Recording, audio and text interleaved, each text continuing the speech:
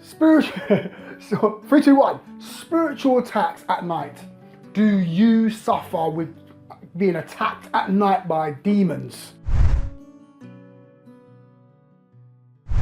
Hi there guys, it's Robert, an ambassador for Christ. If you want to grow in your understanding and knowledge and wisdom of the scriptures, make sure you hit that subscribe button so you don't miss anything. Now this is quite crazy. Spiritual attacks at night. Do you get attacked by demons at night? Question that I got just in. A sister left a message for me on WhatsApp saying to me, you know, she gets attacked at night by evil spirits. She's sleeping in her bed. The bed rocks. Sometimes the bed rocks, or sometimes the bed feels depressed where someone's sitting on the bed and she's being attacked at night, attacked in her dreams spiritually, demons attacking her and all this madness, right? Woo! I know a lot of us suffer, a lot of us go through this sort of stuff. And now she's saying she's praying against it, rebuking it, and it's still happening. She doesn't understand. She's quite perplexed. And I know there's a lot of saints out there like you guys, you know, who are going through the same thing. You know, if you're going through spiritual attacks and you've been attacked at night, leave a comment down below so I can pray about it and help you and give you some more help, okay? Also, you can catch me on WhatsApp and Facebook. All the details are down below. Now, she says she's getting attacked, and I asked her a few questions, all right? And one of the questions was this: what have you got on your house? Have you got pictures of Jesus on your wall? You hear what I just said? Have you got pictures of Jesus on your wall?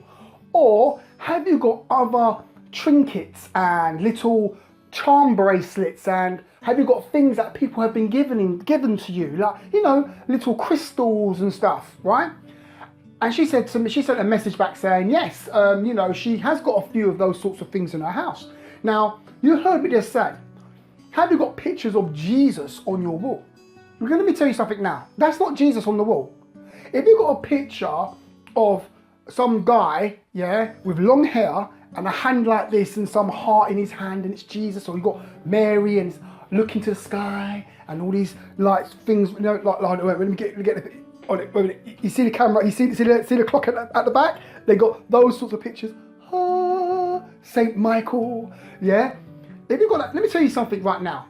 Or you've got some black guy on the wall, right, with locks and thorns in his head. That's not Jesus. Or you've got a white guy on the wall with thorns and stuff. That's not Jesus. You can have listen, I've even seen Chinese pictures of Jesus. He's got Chinese eyes and he's got thorns in his head. And I'm like, hold on, it's a Chinese Jesus. I've even seen an Indian Jesus. This is pictures. And I'm like, listen, that is not Jesus. Let me just tell you that right now, okay? That's not Jesus. Who is that? That's the question you want to be asking yourself. Hold on. Who is that on your wall? Because let me tell you something right now. It's an idol. Woo! That picture could be a picture of a demon. You don't even know, do you? Because no one knows what Jesus looked like. There's no pictures of Jesus. There was no Canon D70s or D700s or whatever in the year 26 AD. There were no pictures. There were no videos of Jesus or anything. All right. And so I was saying to her, back to what I was saying. So I was saying to her, you know, demons attach themselves to these sorts of objects because you don't know where these objects came from. You don't know what is attached to it. And what you need to understand is that demons attach themselves to these things. They're in your room or in your house. You're getting attacked spiritually. It's because of that crystal. It's because of that picture you got on the wall of who is that guy? Or you got some Saint Christopher thing around your neck. Who is that? Do you get what I mean? It could be an idol. An evil spirit could be attached to it. Now, I was watching some guy, some voodoo guy. I forgot, he was not voodoo no more. He got saved. And he was talking about how he's just in Brazil, and he was going, I forgot what it was called now, but it's quite interesting. He was a Satanist that got saved.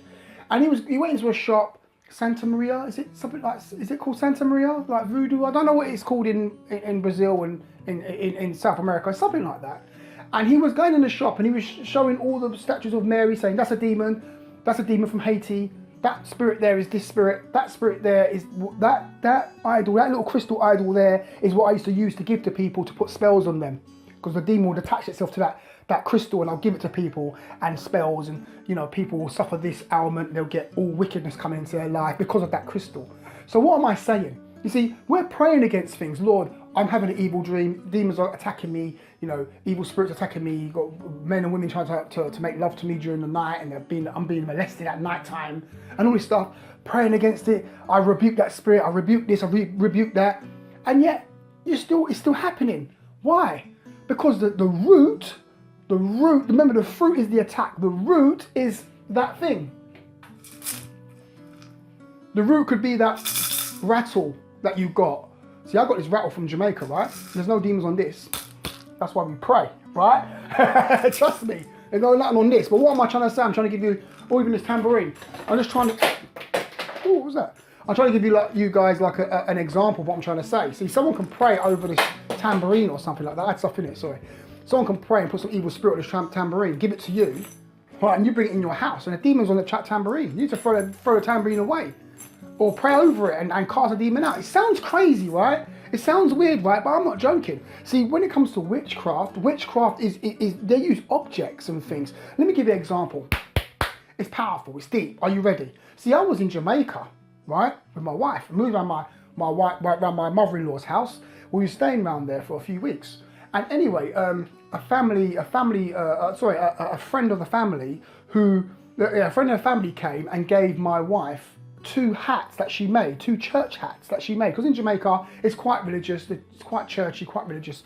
They wear religious hats, you know, they wear apostolic. If you know anything about apostolic Pentecostals, you know what I'm talking about. They wear the hats, the doilies, and they don't wear no earrings, no makeup, and that sort of stuff there. So she had the hats. So this woman gave my wife these 2 hats, and that night, me and my wife, we got attacked in our dreams, attacked spiritually. I was getting held down, couldn't move, and all this sort of business. And the thing is, I got up and I was talking to Cass. Cass said, yeah, I had the same thing. I was going through, you know, this and that was happening in the dream, you know, being attacked. And so we started to pray. And as we was praying, I saw the woman who made the hats. I saw her round the fire making the hats and doing chants over the hats. And then give the hats to us, to my wife, so she puts it on her head and she gets a curse. Voodoo, bad-minded person. See, God revealed that. So what we did, we got the 2 hats, we burnt them. And we set fire to them, right? And when we burnt them, as they were burning, it went, that's the sound it made. It went, and disintegrated. And the puff of smoke went up. It was like some weirdness. Burnt it. And after that, there was no spiritual attacks or anything after that. What am I trying to say? Watch out what people give you. Watch out what you got on your house, because you don't know if an evil spirit's attached itself to it. So you may need to lay your hands on your house and not your house. Set your house aside and dedicate it back to God. Lord, this house belongs to you, Lord. Holy Spirit, you're welcome in this place. Get some anointing oil. Put it on your hands. It's symbolic, right? There's no power in the oil. Remember that. It's just symbolic. It's just a touching place. I've done a video about it a few months ago about spiritual warfare and all that sort of stuff. But you need to dedicate your house and any of these mad objects that ask God to reveal it to you. Lord, what do I need to get out of my house? Where are these spiritual attacks coming from? And God will say, it's coming from that picture. It's coming from that picture. It's coming from that crystal. It's coming from that ornament that you bought of that woman or that man, that African statue that you bought from the shop, from the antique shop. God will say, it's coming from that. Get rid of it. Get rid of it. That's what you need to do. Ask God to show you and reveal to you what is the source of your dreams, of your bad dreams. What's the source that this demon has an entrance into my house? Where is it? Where is it? And God will reveal it to you. It's like a Trojan horse. See, this could be some demon. There could be some demon on this. It's just a coconut. All right, with pictures, Jamaican pictures on it. But what's my point? It's like a Trojan horse. If a demon, if some voodoo man's put some voodoo on this thing here, give it to me. It's a Trojan horse. It's in my house, and demons come out of this. They're attached to this. I need to get rid of it. Do I sound a bit wacky? I'm not being wacky. I'm being truly serious. You see, the thing is, right, these voodoo priests, these ex-Satanists, these witchcrafts from Wicca, people that do Wicca and witchcraft, they understand these sort of things. We don't. We're clueless. You don't go to church, hallelujah, Jesus, thank you, Lord, for your mercy and grace, and you're ignorant of these other things. You're ignorant. The Bible says don't be ignorant of the devil's devices. Woo! Don't be ignorant of the devil's devices. So, if you're suffering with these sort of dreams and stuff like that, and you're praying and nothing's happening, it's still getting it, ask God to reveal to you if it's something in your house. Is it a bit of clothing someone gave to you? Because some people, they attach demons to things and give it to you. I'm telling you, if you go into Africa, I know I'm going on, I'm rambling. If you guys are the spirituals, if you guys are still here, you're the spooky ones. if you're still here watching this for 10 minutes, you're the spooky ones. Let's get spooky. See, in Africa, they understand all this. If you go to something like the prophet TB Joshua, okay, it might be a bit too much for some people, okay? Demon possession, people manifesting on the floor in the church and foaming and running like I saw some guy run like a monkey on the floor, jumping, climb up the side of the church. It was crazy, running away from the man of God and all this sort of stuff here. But when you hear the stories of these people that get delivered from demons, they will tell you what they used to do. You'll see some woman, she gets delivered by the power of God, and then they say to her, you know, what was you doing before you got delivered? And they start saying, well, I used to sew clothes, dedicate the clothes to the marine spirits in the water, to the mermaid and marine spirits and the queen of the coast in the water spirits. I dedicate the clothes to it, then go to the market and sell them. Woo! Go to the market and sell them, and you go buy it. What? See, this woman was making all sorts of stuff, and it's not just the women, the men. The men start to tell you what they were doing in the dark, in the back, the spells they were casting, the demons they were sending to kill people. Some wizard guy said, yeah, you know, he put, there's some evil spirits that said that the pigeon is an evil spirit. The pigeon speaks to him, and he sends the pigeon to kill people. When that pigeon goes on someone's house, the person in that house has a heart attack. And you think to yourself, you're crazy, man. Are you mad? What kind of spookiness is this? Let me show you something, right? It's not spooky. It's not crazy. It's in the Bible. It's in the Bible. Look at the witch of Endor. You go into the first book of Samuel about Saul, when he went to a woman that dealt with a familiar spirit and spoke to the witch that was at Endor, and she called up the spirit of Samuel from Abraham's bosom, and as Samuel was talking. What kind of madness is this? Go check out the evil Simon Bar Jonah, Bar Jesus in the book of Acts. Or you can read about the woman that had a familiar spirit in the book of Acts, a young lady that had a familiar spirit, saying, we know who you are, you've come to preach the word of righteousness and all this sort of stuff here. The 7 sons of Sceva. You can read about all these sorts of things. It's all in the Bible. It's all deep. You know, I'm not going to go into it. I'm not going to go into it any further. It gets crazy. But I'm trying to say to you that it's all in the word. But us as Christians, as sons of God, we're like, yes, Lord, Lord, we give you the glory, we give you the praise. But you're neglecting this thing over here. You need to know about this. The Bible says that God says that my people are destroyed because of lack of knowledge. Lack of knowledge. See, when you're going through things in your life, it's because the reason why you're suffering and getting mashed up is because of your lack of knowledge and your ignorance in certain areas. So we need to get that ignorance and get that darkness out and get the light in. Lord, where am I ignorant? Lord, where am I going wrong? And God will say, there, do this, read that book, talk to that person, throw that away, stop doing that, stop thinking like that. Do you get what I'm saying? That's what God will do. And when you start doing that, boom, your life starts to change. Demons start getting dispelled. Like, they're gone. It's like when they had the golden calf, in the book of Exodus, Aaron made a calf. They started to worship the calf. Moses came down, had to destroy the calf because it's a Trojan horse. And with that calf being in the house of Israel or being amongst the Israelites, everything was getting destroyed. The people were getting they were worshipping it, and what happened? 3,000 people died.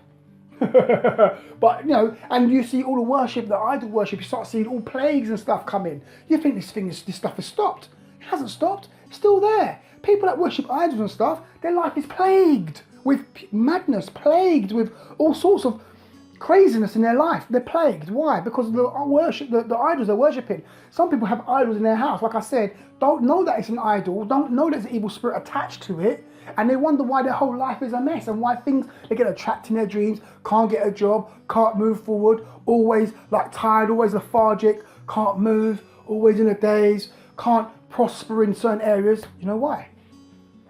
Take that picture of that black Jesus with the spikes and that in his head. That's not Jesus. Take it down. Who knows? You don't know what that is.